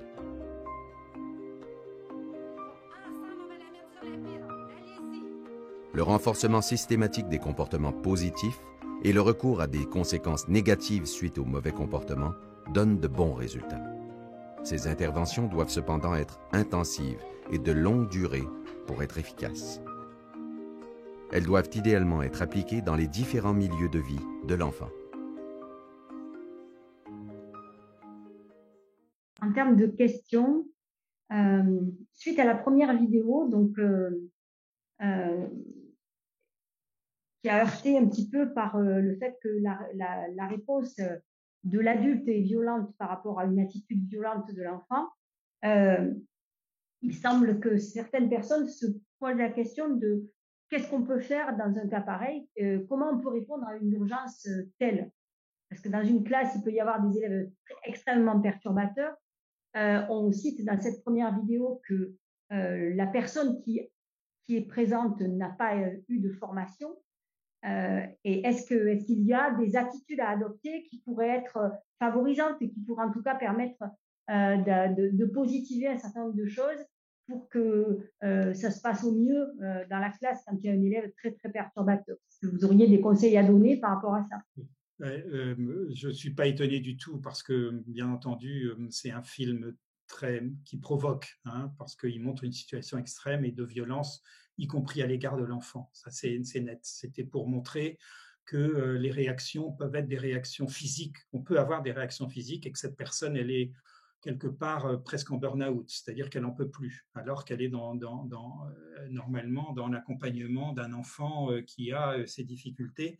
Bon, donc c'est la réalité, hein. Donc c'est vrai que c'est quelque chose qui nous préoccupe. Eh ben, on ne répond jamais à l'urgence par des réactions incontrôlées. C'est-à-dire qu'il faut que dans chaque établissement, il y ait des protocoles qui soient mis en place et connus de l'ensemble des enseignants et des partenaires éducatifs sur qu'est-ce qui se passe si quelque chose de cet ordre-là arrive. Et la plupart des situations, on les connaît dans les établissements.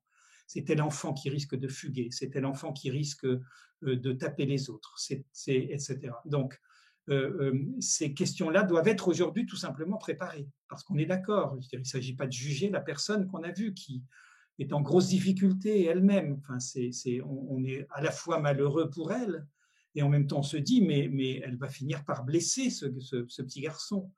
Donc on voit comment l'agressivité et la violence est quelque chose qui va monter comme ça jusqu'à cette espèce de temps de repos, mais après, et l'enfant montre un épuisement. Bon, bien entendu, il a cédé. Ce qui n'est pas toujours le cas quand il s'agit d'un adolescent. Il ne s'agit pas de se rouler par terre au milieu des tables et des chaises et des autres élèves parce que on en a eu dans une situation comme ça. Donc, un protocole, il faut le penser dans les établissements confrontés à des enfants qui ont des difficultés de comportement, et parfois c'est généralisé, on le sait, on ne va pas se cacher.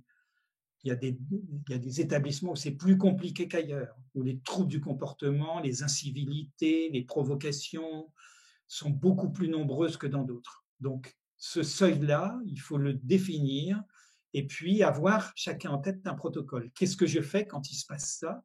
Si je peux pas, parce que je pèse 45 kilos et que l'adolescent de 14 ans qui est en face de moi et qui en fait 80, ben, il va me blesser, il va me faire quelque chose. Eh ben, il faut y penser. Ça doit faire partie des projets d'établissement et ça doit être partagé avec les parents dans une situation d'urgence. Voilà. Donc, je crois qu'on ne peut pas condamner quelqu'un quand il est individuellement confronté à une situation comme celle-ci. Donc, ça, c'est des protocoles qu'il faut anticiper. La question, c'est l'anticipation. Je vais tout de suite chercher ou j'ouvre tout de suite la porte de mon collègue d'à côté. Je ne me mets pas moi-même en situation difficile ou de risque de blesser ou d'être blessé et je fais très attention. Et puis, on a des méthodes aujourd'hui pour tout simplement calmer. On voit bien que cette personne n'a pas été formée pour pouvoir apaiser l'enfant. Au contraire, inconsciemment, elle va alimenter chez lui des comportements de plus en plus compliqués. Bien, en lien avec cette première question, on a une série de questions portant sur à la fois les démarches. Donc, par exemple, qui pilote les rencontres entre les différents partenaires, la collaboration entre les parents et les professionnels, qui va se charger de faire le lien. En l'absence d'association, comment se constituent les groupes d'habileté parentale, qui peut en être à l'origine, et également que faire quand une famille refuse d'entreprendre les démarches. Ouh là là.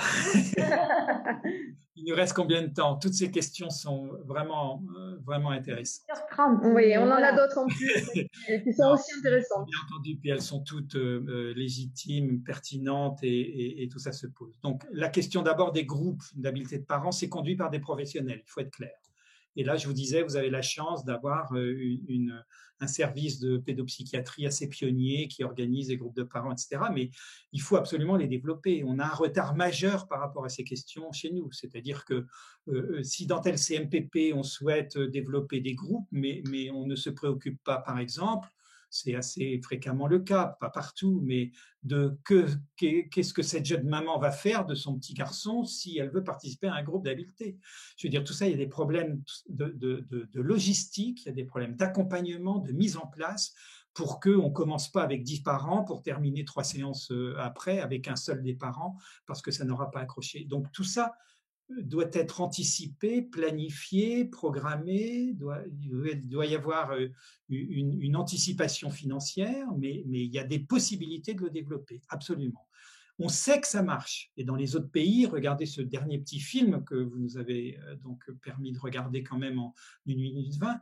Moi, imaginez en France, vous ouvrez à 20h la télévision pour écouter les informations et vous avez pendant 1 minute et demie un clip de sensibilisation aux questions de l'enfance et de la famille. Je veux dire, c'est même inimaginable chez nous. On est d'accord? C'est pas possible.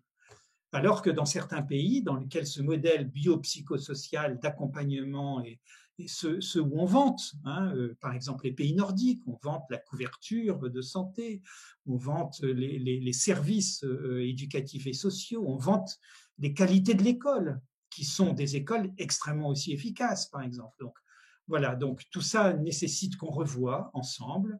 Mais il faut y aller. Alors, les familles qui ne consultent pas, mais je pense que là, il faut prendre les choses, il faut voir pourquoi, d'abord, comprendre pourquoi. Ça fait partie de l'approche diagnostique. Est-ce que les parents sont assez compliants? Est-ce que les parents sont assez attentifs? Il y a des parents défaillants. Je veux dire, on ne va pas traiter et être dans l'idéalisation de l'expertise familiale. Bien entendu qu'il y a des familles qui sont en grosse difficulté elles-mêmes, ça doit faire partie du travail d'évaluation initiale. Et on va s'aider, ça veut dire que tel professionnel va pouvoir plutôt organiser la rencontre avec eux, essayer vous savez, dans les autres pays, les psychologues vont au domicile. Enfin, je donne cet exemple-là. On a beaucoup de principes et de critères qui sont autant d'obstacles à un travail conjoints ensemble et les uns avec les autres. Alors, qui doit être à l'origine? Ça, c'était donc la première partie de la question. Mais ça s'organise au sein, par exemple, d'une équipe de soins, au sein d'un réseau professionnel. Moi, j'ai été longtemps psychologue, vous l'avez soulevé, à l'Éducation nationale. Je suis aujourd'hui psychologue en libéral. Le réseau professionnel est important. On peut faire des réunions en visio aujourd'hui. Je veux dire, avec l'enseignant qui va être éventuellement dans son établissement, avec la maman qui va être à son travail, le papa qui sera à son domicile, le médecin qui sera à son cabinet et le psychologue dans son centre de consultation. Donc, on peut aujourd'hui favoriser ça. Et après, au sein d'une équipe, d'un réseau professionnel, on se détermine qui va être à l'origine d'envoyer tous les 3 mois un petit mail pour dire où on en est de la situation de l'enfant. Quand est-ce qu'on se retrouve? Voilà les dernières informations. Sachant que les parents sont toujours au cœur des dispositifs d'échange d'informations. Ça, c'est la loi. Il n'y a pas d'écrit qui ne soit accessible aux parents.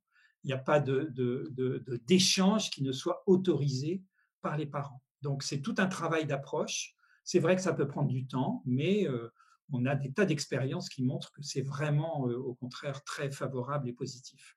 Donc, voilà, travaillons ensemble. Donnons-nous ces éléments de responsabilité. Ça peut être l'orthophoniste en libéral qui soit à l'origine de ça peut être le directeur d'un établissement, ça peut être une assistante sociale, ça peut être un psychologue de service public, voilà, quiconque à partir du moment où on va se réunir pour travailler ensemble. Ça veut dire avoir l'initiative d'adresser des mails aux uns et aux autres pour dire on va se retrouver parce que la situation mérite qu'on échange à propos de cet enfant en difficulté, voire de cette famille en difficulté. Mais la famille est souvent à l'origine. Moi, je sais que je travaille dans un quartier plutôt favorisé. Je peux vous dire que ce sont les familles qui sont à l'origine de ces réunions et qui nous envoient, par exemple, des liens Zoom pour qu'on puisse, y compris un soir à 20h, se retrouver pendant une demi-heure pour échanger des informations. Nous avons également plusieurs questions correspondant, en fait, qui ont un lien commun, qui sont les troubles de déficit d'attention avec ou sans hyperactivité. Donc, une première question qui, en fait, était plus une remarque. N'y a-t-il pas tendance au surdiagnostic du TDAH? Et deuxième question, est-ce qu'il y a un lien entre ces troubles et la grande prématurité, le délaissement parental ou le déni de grossesse? Alors, sans doute tous ces facteurs interviennent. Je réponds déjà à la dernière question. C'est ce qu'on va appeler les facteurs de risque. Mais là, je n'ai pas pu vous les dessiner. Je veux dire, on aurait fait toute une collection et on aurait passé un quart d'heure dessus. Dans une conférence d'1 heure, 1 heure et demie, c'est trop court, mais bien entendu qu'il y a des études qui montrent des corrélations entre la prématurité. Les enfants nés prématurément payent souvent un tribut plus lourd que les autres aux troubles cognitifs, aux troubles psychiques, à une certaine vulnérabilité, ce qui n'est pas une règle générale. On est d'accord, on peut être né à 7 mois, donc avec 2 mois de prématurité, sans montrer le moindre signe de fragilité ou de vulnérabilité. Mais la fréquence est, enfin voilà, les études montrent qu'on est plus exposé que les autres. Mais être exposé ne veut pas dire que ça va advenir. On est d'accord? Et donc oui, le surdiagnostic, bien entendu, mais il existe pour beaucoup de choses. Il existe pour les troubles 10, il existe pour les enfants précoces, il existe pour les troubles du spectre de l'autisme.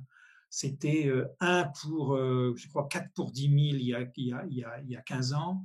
On en est aujourd'hui à quasiment 1 ou 2% pour les troubles du spectre de l'autisme. Donc, les catégories changent, les classifications changent, parce que les travaux changent, parce que peut-être qu'il y a aussi des pressions, ce que dénoncent certains, des laboratoires, etc. Voilà. Moi, je serais assez prudent. Vous voyez qu'en France, on n'est pas dans le surdiagnostic du TDAH. Enfin, je vous ai montré ces courbes. Je veux dire, on est largement en deçà.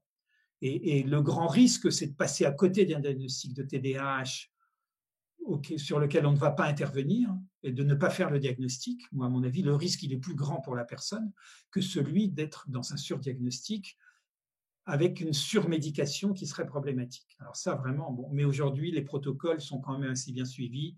Au bout d'1 ou 2 mois, quand on voit qu'il y a des effets secondaires qui ne sont pas favorables pour l'enfant, qu'il n'y a pas de modification de ses capacités cognitives, à prêter attention, etc., voilà, je crois qu'aujourd'hui, les équipes sont raisonnables. Il faut faire attention aux prescriptions un petit peu sauvages, mais c'est très encadré. Donc moi, je voudrais rassurer les parents pour dire qu'il y a plus de risques à ne pas diagnostiquer qu'à surdiagnostiquer. Et quand on travaille en équipe, les professionnels de santé, de l'éducation, les parents, je pense que tout ça permet de dégager un consensus raisonnable. Nous avons aussi plusieurs questions au sujet d'une bibliographie. Est-ce que vous auriez des documents, des ouvrages à conseiller, par exemple, qui seraient à lire lorsqu'on fait face à une difficulté et pour trouver quelques réponses pour y remédier ou en cas de crise d'un élève, trouver les réponses appropriées, quels documents? Est-ce qu'éventuellement ce serait possible d'avoir à disposition une bibliographie lorsque le lien de la conférence sera en ligne sur le site de la faculté d'éducation, par exemple? Est-ce que vous pourriez éventuellement y joindre un certain nombre de documents possibles à consulter par les participants? Alors, j'ai une bibliographie, bien sûr, scientifique, mais celle-ci est à la fois difficile d'accès, complexe. Alors, la bibliographie est difficile à définir, mais je prends le risque de vous envoyer dans 48 heures une sélection, d'accord? Soit des documents, mais si les questions émanent plutôt des parents, des usagers, etc., je la sélectionnerai dans ce sens. Et puis peut-être que j'en sélectionnerai une pour les équipes d'enseignants, d'accord? Mais à ce moment-là, je préfère que les professionnels de la santé, s'il y en a qui écoutent, s'il y a des psychologues, s'il y a des médecins, à ce moment-là, vous m'envoyez, je ne sais pas si vous écrivez à vous, mais où on trouve mon adresse internet sur Internet, j'enverrai à ce moment-là la bibliographie scientifique et professionnelle, d'accord? Mais vous savez, il y a tellement de publications, c'est absolument monstrueux. Enfin, je veux dire, quand on regarde, je vous assure, vous en avez un rayon entier. Donc, il faut arriver à essayer de faire son choix. C'est assez compliqué, effectivement, pour les uns et les autres, mais j'y aiderai. Voilà.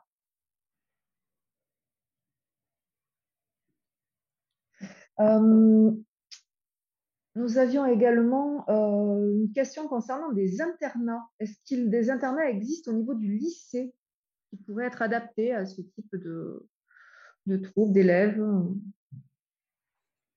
Alors, vous avez des internats du côté du privé qui sont pour certains, mais là, il faut que les parents fassent les démarches de voir sur Internet et sur les guides qui recense ces établissements qui seraient des enfants un petit peu difficiles ou turbulents. Pour le reste, celui dont vous avez vu une partie d'extrait en vidéo passer Public Sénat et France 5 il y a quelque temps, ce qu'on appelle les ITEP, les Instituts thérapeutiques, éducatifs et pédagogiques. Hein. Aujourd'hui, le grand mouvement, il est l'école inclusive, que nous sommes dans un mouvement de fermeture des établissements et des lits pour créer des services, c'est-à-dire au plus près des enfants. Alors après, on peut dire, oui, mais ça avait son intérêt, ça avait sa qualité, ça pouvait soulager, etc. Donc les ITEP relèvent d'une indication de la MDPH. Il faut avoir été reconnu comme ayant des troubles du comportement qui rentrent dans le champ du handicap, hein, c'est-à-dire que c'est une évaluation qui est faite par des équipes techniques et la commission départementale auprès des MDPH qui va dire oui, cet enfant, compte tenu de son comportement, des risques qui sont les siens et qui le fait peut-être courir aux autres, a une reconnaissance de situation de handicap et donc on va apporter des compensations. C'est la seule possibilité. Après, ce sont des internats privés. Mais les places d'internat, actuellement, elles se ferment, si vous voulez, sur le plan de l'indication thérapeutique. Hein. On est dans un mouvement de service auprès des enfants, ce qu'on appelle les CESAD, hein, c'est-à-dire les services d'éducation de soins à domicile et de soins spécialisés à domicile. Hein. Voilà, donc on ferme, il n'y a plus de classes spécialisées aujourd'hui, à part les SECPA par exemple, mais il n'y a plus de classes spécialisées dans l'élémentaire et dans le secondaire, très peu. Donc on est vers l'école inclusive, c'est-à-dire tous les enfants doivent être accueillis dans, en gros, l'école ou l'établissement de leur quartier. Une autre question, très brève. Quels sont les professionnels qui sont habilités à poser un diagnostic?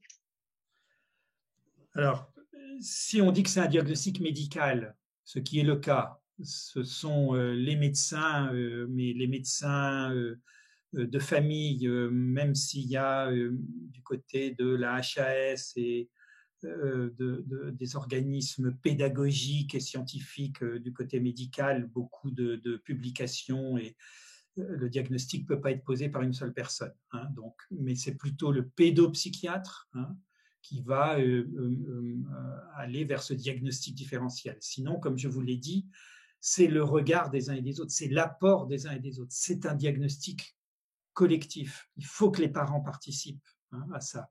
Il faut que les enseignants apportent leur contribution par des questionnaires, par des observations, voilà. C'est ensemble qu'on va, mais si on pense que c'est un diagnostic médical, c'est du côté de la responsabilité médicale et notamment spécialisée avec pédopsychiatre. Si on pense que c'est un diagnostic psychologique, parce qu'il y a aussi ce diagnostic psychologique qu'on peut poser, ben le psychologue ou les psychologues vont apporter et les paramédicaux vont apporter leur concours à cette approche diagnostique. Mais vous voyez bien que le diagnostic, s'il concerne l'approche biomédicale, psychologique et sociale, c'est la contribution de tous. Parce que c'est important à considérer. Donc, c'est une approche avant tout clinique et qui va permettre notamment de dégager du côté de la pédopsychiatrie ce diagnostic de TDAH que certains contestent, hein, on est d'accord. Donc, tout dépend aussi de l'orientation du service vers lequel on va aller consulter. C'est compliqué, hein, je sais bien que je facilite pas forcément dans ce labyrinthe l'orientation des familles, mais c'est ainsi, je ne décris que la réalité. Voilà. Très bien, mais je pense que voilà, on a fait à peu près le tour des questions qui étaient posées. Donc, beaucoup d'enseignants sont connectés, beaucoup d'enseignants attendent avec impatience des ouvrages dans lesquels ils pourraient puiser quelques informations. Je voulais tout d'abord vous remercier pour votre intervention au nom de tous les participants. Remercier aussi les services informatiques de la faculté d'éducation qui ont mis à disposition leur matériel, leur savoir-faire, leurs compétences pour que cette conférence se déroule le mieux possible. Je remercie aussi bien entendu tous les partenaires de ce cycle de conférences des mercredis des savoirs. La conférence sera mise en ligne dès qu'elle sera montée, dès que le montage sera effectué. Les participants qui ont autorisé à récupérer leur adresse mail seront informés directement de la mise en ligne de la conférence et du PowerPoint. Sinon, vous pourrez éventuellement la récupérer sur le site de la Faculté d'éducation de Montpellier lorsque tout cela sera terminé. De même, je vous invite à consulter le programme des Mercredis des Savoirs 2021-2022 qui sera en ligne dès que toute l'équipe des partenaires l'aura établi conjointement. Voilà, encore merci à M. Voyazopoulos pour son intervention claire et qui a suscité beaucoup de réactions et de réactions extrêmement positives. Ben, écoutez, ravi d'avoir été avec vous. C'est un format très court, hein. Je veux dire, on a abordé la complexité. Il fallait mettre de côté un certain nombre de choses. J'espère que la frustration n'est pas trop grande du côté des écoutants. Et puis, chacune, bonne soirée. Et puis, merci vraiment pour l'accueil et la logistique. Voilà. Au revoir.